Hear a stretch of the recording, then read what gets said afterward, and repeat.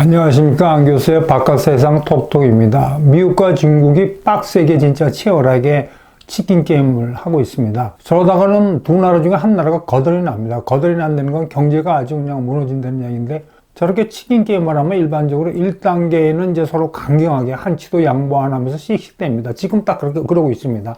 시진핑 주석하고 트럼프 대통령이 그러고 있는데, 어느 시점에 오면 한 나라가 못 견뎌요. 이게 뭐 차이나가 될지 미국이 될지 못 견디면은 이게 전환점이 된 터닝 포인트가 됩니다. 그러면 한 나라가 슬 꼬리를 내리면서 둘이서 협상을 해갖고 이제 타결이 되는 게 이제 일반적인 치킨 게임의 패턴인데, 제가 보기에는 차이나가 6개월을 견디기 힘들 거예요. 지금부터 제가 그 이유를 말씀드리겠습니다. 첫 번째 이유는 2018년에 있었던 1차 관세 전쟁을 우리가 볼 필요가 있습니다. 그때 지금 우리가 보기에는 뭐 미국이 145% 때리니까 중국이 120% 때려갖고 엄청나게 강경하게 미국에 대드는 걸로 지금 보도하고 있는데, 1차 관세 전쟁 때 2018년에는 지금보다 더 강경하게 베이징이 미국에 대들었어요. 그러다가 6개월 험한 치킨 게임하고 베이징이 꼬리를 내려갖고 미국하고 협상한 거 아닙니까? 그 내용을 제가 지금부터 간략하게 설명을 드릴게요. 퍼스트 라운드는 이제 2018년 3월 23일 날 트럼프 대통령이 철강하고 알루미늄 2개 품목에 대해서 25% 관세를 때리니까 베이징이 약간 멈칫멈칫하다 열흘 후인 4월 2일 날 돼지고기 등 106개 품목에 대해서 25% 관세 때렸어요. 이거 굉장히 세게 나온 겁니다. 미국은 2개 품목인데 베이징은 100개 넘는 품목을 때렸잖아요. 그러니까 4월 3일 날 트럼프 대통령이 460억 불어치 또 때리니까 그 다음날 중국이 460억 불 때렸습니다. 잘 보세요. 1라운드에서는 한 열흘 시차가 있는데 2라운드에서는 하루 시차가 있잖아요. 3라운드에서는 그날 같이 맞받아쳤어요. 7월 6일 날 818개 품목 때리니까 바로 그날 차이나가 545개 품목 때리고, 4라운드에서는 8월 23일 날 미국이 160억 불어치 때리니까 바로 그날 또 차이나가 160억 불어치 때렸거든요. 아주 한치도 양보 안 하고 차이나가 아주 거세게 미국하고 점점 대항을 했는데, 9월 24일 날 5라운드입니다. 5라운드에 트럼프 대통령이, 도널드 트럼프 대통령이 6,000개 품목에 대해서 2,000억 불을 후닥닥 때려버린 거예요. 그러니까 중국이 와, 이거 도널드 트럼프하고 대들면 안 됐구나. 그러니까 거기서 꼬리를 내리고, 아까 말한 터닝 포인트입니다. 꼬리를 내리고 2단계 협상 단계에 들어서 협상해갖고, 이거는 이제 1차 무역 합의입니다. 백악관에서 류호 경제부총리하고 트럼프 대통령하고 합의한 건데, 이거 중국 입장에서 보면 굉장히 굴욕적이에요. 뭐 우리가 앞으로 미국한테 물건을 많이 사겠다는데, 여러분 저거 자세히 보세요. 두 사람의 얼굴을 보면 트럼프 대통령은 활짝 웃고 있는데, 류호 부총리 표정 보세요. 뭔가 씁쓸한 표정이잖아요. 그 차이나로 봐서는 럭키하게 뭐 미국한테 물건 많이 사겠다는데 트럼프 대통령이 재선이 안 돼갖고 그 약속을 안 지켜도 됐죠. 이런 스토리를 보면은 이제 6개월 만에 이제 중국이 꼬리를 내렸거든요. 그 다음에 두 번째 이유는, 지금 뭐 미국은 난리인데 중국은 뭐 별 난리가 아닌 것처럼 하는 거 뭐냐면, 두 나라의 수출 구조의 차이입니다. 왜냐하면 중국이 미국에 수출하는 거는 컴퓨터, 스마트폰 같은 소비재를 주로 수출해요. 뭐 옷, 그런 거. 그렇기 때문에 이 관세를 인상하면 즉각적으로 미 소비자들한테 영향이 가니까 난리고, 소비자가 반발하고 난리잖아요. 그런데 미국이 중국에 수출하는 건 농축산물하고 중관재고 기계입니다. 이거는 관세를 올려도 그 효과가 금방 나타나지 않는데, 이게 중국으로 봤다서는 아킬레스건입니다. 진짜 무서운 거죠. 왜냐하면 대두 있지 않습니까? 이 대두 수출에 대해서 관세를 많이 매기면은, 이 대두라는 게 중국의 식량 안보와 관계 있는 거거든요. 인민의 먹거리와 관계 있는 거예요. 이게 이제 우리 몇 개월 지나면은 인민의 먹거리에 영향을 주고, 중간재 기계소비, 뭐 반도체 이런 거 규제하면은 중국 기업의 경영 환경에 영향을 주는 거죠. 그러니까 이런 수출 구조의 차이 때문에 우리가 얼뜻 보기에는 초기에 차이나가 게이닝, 이기고 있는 처럼 보이는 겁니다. 그 다음에 세 번째 이유는 미국과 차이나의 어떤 폴리티컬 시스템의 차이죠. 우리가 잘 알다시피 뭐 미국은 자유민주주의 국가니까 뭐 언론이고 정치인이고 기업이고 할 말 다 하잖아요. 뭐 반발하고 막 그러는데 지금 차이나는 CCP의 그립이 강하기 때문에 여론을 통제하고 여론을 조작하거든요. 전에 신문에 보면 연준의 파월 이 회장이 이런 식으로 나오면 트럼프가 이렇게 관세 때리면 스태그플레이션이 온다. 이런 식으로 경고할 정도로 하여튼 미국의 언론뿐만이 아니고 미국의 중요한 이 연준이면 우리나라 이제 중앙은행 비슷한 건데 이런 사람들도 트럼프 대통령 관세 정책에 대해서 자기가 생각하는 걸 솔직히 이야기하는데 여러분 중국의 인민은행장이 시진핑 주석의 관세 정책에 대해서 말을 할 수 있을까요? 중국은 전혀 말을 못하죠. 이런 정치 시스템의 차이고 그 다음에 이제 지금 순진한 중국의 인민들은 난리 났어요. 이 미국이 우리한테 관세를 때려 10배로 되돌려주겠다고 부글부글 하면서 아메리카에 대해서 보복에 나섰다고 보도하는데 이 내용을 보면 미국 고객이 오면 봉사료는 1250% 받겠다. 그 다음에 이제 미국 물건 안 사는 블랙리스트를 맹길자 시키면 아이폰하고 이제 스타벅스 이런 거죠. 그러면 이제 그거를 대체하는 메이드 인 차이나가 뭐냐면 파웨이 휴대폰, 루이스 커피 이런 거다. 그러고 또 중국 정부는 미국 유학 가지 마. 유학을 자제하라고 이야기하면서 이제 국민 정서에 엔타이 아메리칸 센티멘트를 막 이렇게 일으키고 있는데 이러니까 아까 말씀드린 미국은 후들대고 각자가 반발하고 부작용을 이해하는데 중국은 이렇게 일치단계에서 여론을 조작하니까 또 여기서도 중국이 이기는 것처럼 보이죠. 자, 근데 제가 이제 한 가지 딱 이 말씀하는 게 중국 정부가 미국 유학을 자제하라는 얘기 듣고 좀 깜짝 놀랐어요. 아무리 무역 전쟁을 해도 저렇게 나오면 안 되거든요. 덩시아오핑이 계약 개방을 하면서 유학문을 열었어요. 그러니까 많이 미국으로 갔거든요. 그런데 미국으로 유학 간 많은 중국인 유학생이 미국에 주저앉고 귀국을 안 했습니다. 아랫사람이 덩시아오핑한테 그 문제를 보고하니까 덩시아오핑이 뭐라고 얘기했냐면 Don't worry. 통 크게 봐라. 10만 명을 우리가 미국에 유학 보내도 1000명만 차이나로 돌아오면 된다. 그런 식으로 통이 컸어요.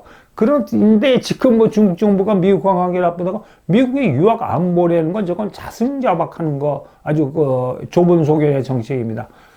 그 다음에 이제 중국의 인민들이 옛날의 인민들하고는 달라요. 지금의 중국의 인민은 신인민, 문화혁명 때 인민이 아니에요. 지금 중국의 신인민은 풍요와 자유를 맛본 인민들입니다. 강력하게 베이징의 코비드 제로로 봉쇄하니까 견디다 못해서 중국의 젊은이들이 백지시한 거니까. 그러니까 어느 선까지는 견디지만 너무 힘들면 중국 인민들 반발합니다. 이걸 베이징에 관가하면 안 됩니다. 그 다음에 네 번째 이유는 미국은 중국을 고립시키려고 그러고 그 다음에 중국은 이제 동남아 등으로 다니면서 엔타이 아메리카 아젠다, 그러니까 반미 동맹을 형성하려고 합니다. 90일간 이제 유예하면서 베센트 재무장관이 트럼프 대통령이 보고한 거는 90일간 관세를 유예해주면서 70여 개국과 협상을 하면서 그 나라들 보고 미국을 선택할래? 차이나를 선택할래? 그러면서 차이나를 국제적으로 고립시키자 그렇게 보고했거든요.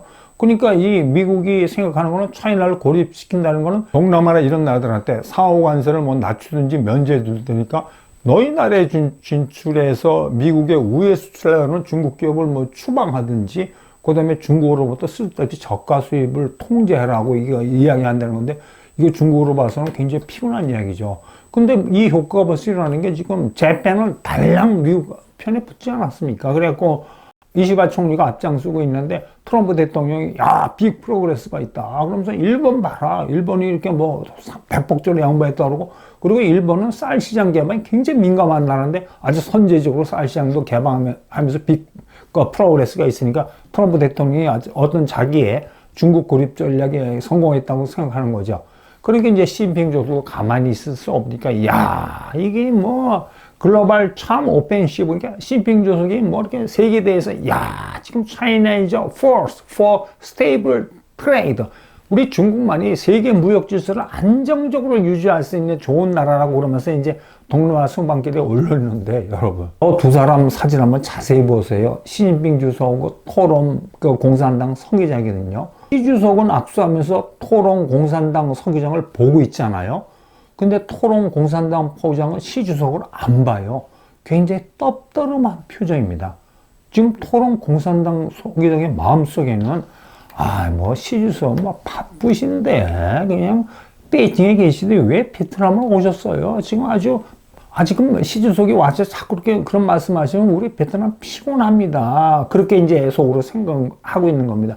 왜 그러냐면 시 주석이 이제 베트남에 가서 이런 이야기를 했습니다. 제가 이제 국내 신문한 걸 그대로 읽어드릴게요. 쉽게 말하면 요즘은 베트남 보고 야 우리가 엔타이 아메리카 아젠다 반미 동맹을 결성하자. 베트남하고 우리하고 손잡고 옛날에 우리하고 손잡고 미국하고 싸우지 않았냐 그러면서 뭐라고 했냐면 중국과 베트남은 경제 세계화의 수혜자라서 전략적 자제력을 높이고 일방주의와 강권을 반대하며 이게 바로 트럼프 대통령의 일반적인 상호 관세를 반대하며 자유무역 체제와 공급망 안정을 지켜야 한다고 우회적으로 이제 미국에 대해서 반미 동맹을 형성하자 얘기했는데 럼 서기장이 한 말 정확히 제가 해드릴게요. 베트남은 중국과의 협력을 강화하고 다자주의를 고수하며 국제무역 규칙을 유지하고 양측이 체결한 협정을 준수해 세계 평화 촉진에 기여할 용의가 있다고 대답했습니다. 이건 완전히 동문서답한 겁니다. 이건 외교적인 언어로 뭐. 왜냐하면 시진핑 주석이 이렇게 간접적으로 반미 동맹을 형성하다가 베트남한테 얘기했으면 베트남은 우리도 똑같다. 일방주의 강대국 일방주의에 맞서는데 거기에 대해서 코멘트 하나도 없고 그냥 일반론만 이야기한 겁니다.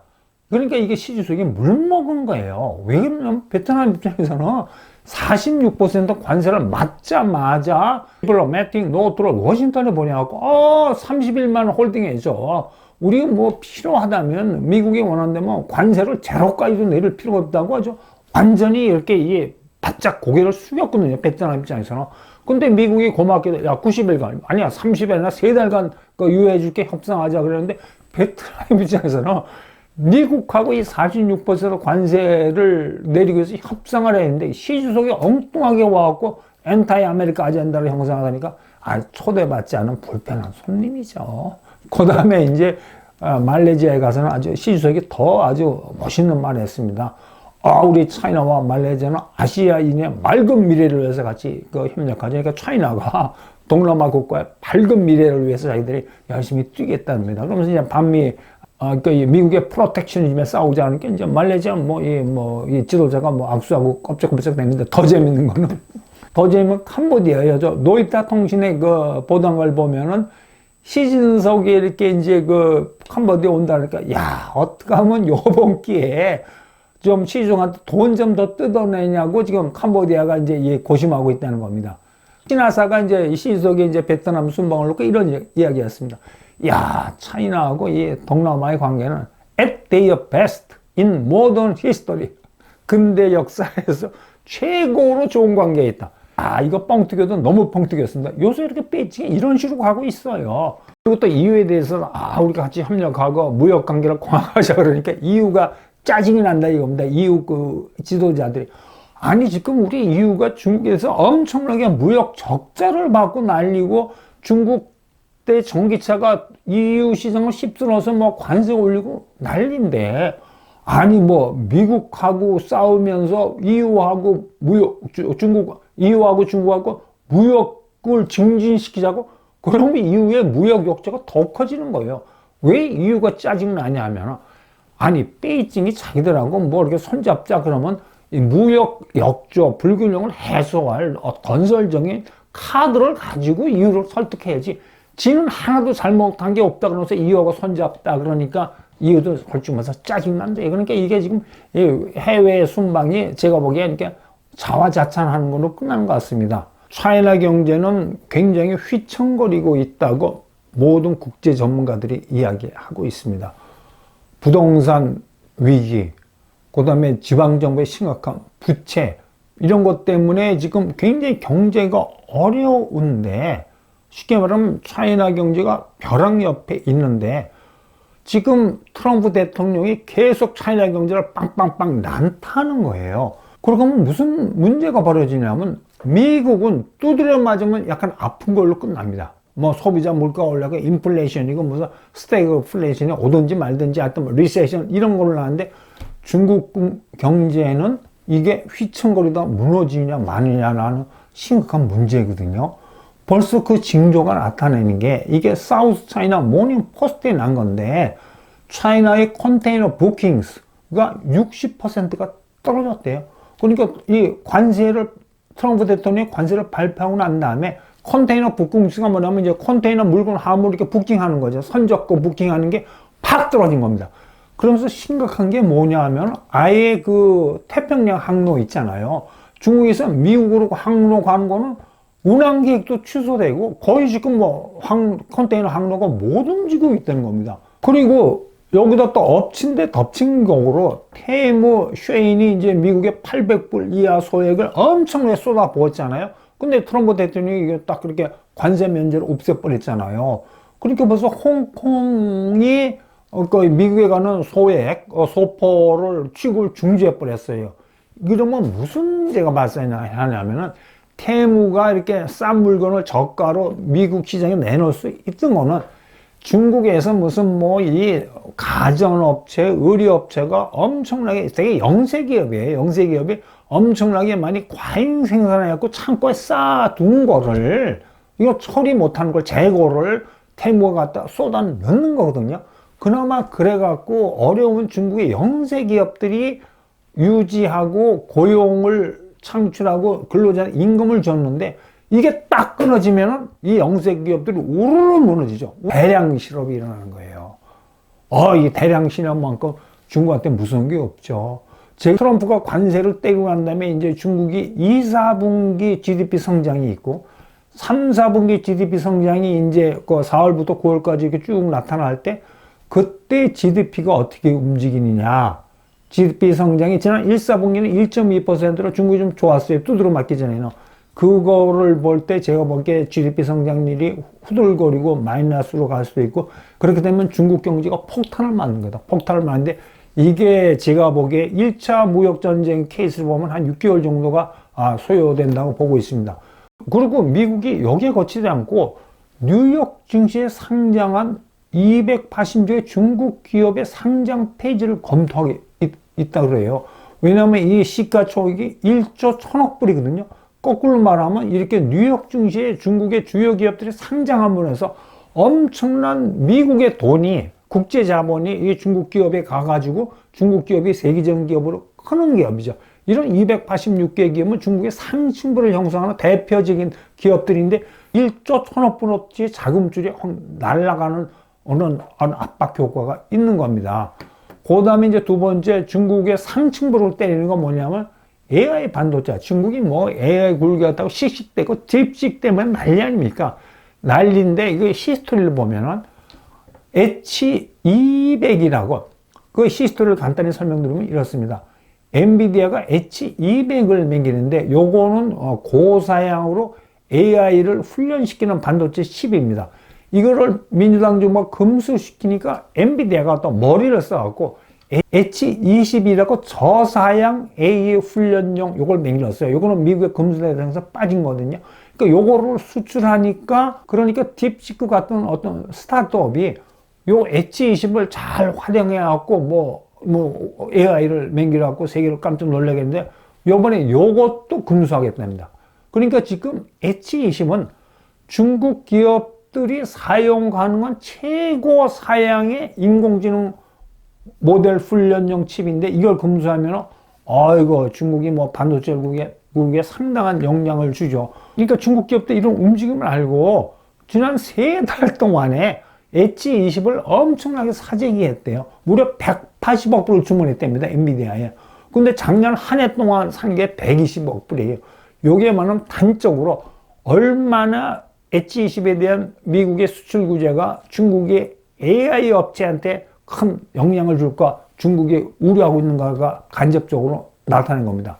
이런 식으로 트럼프 대통령이 테무나 저가 이런 걸 후드러 패면 중국 경제의 하부가 막 흔들려요.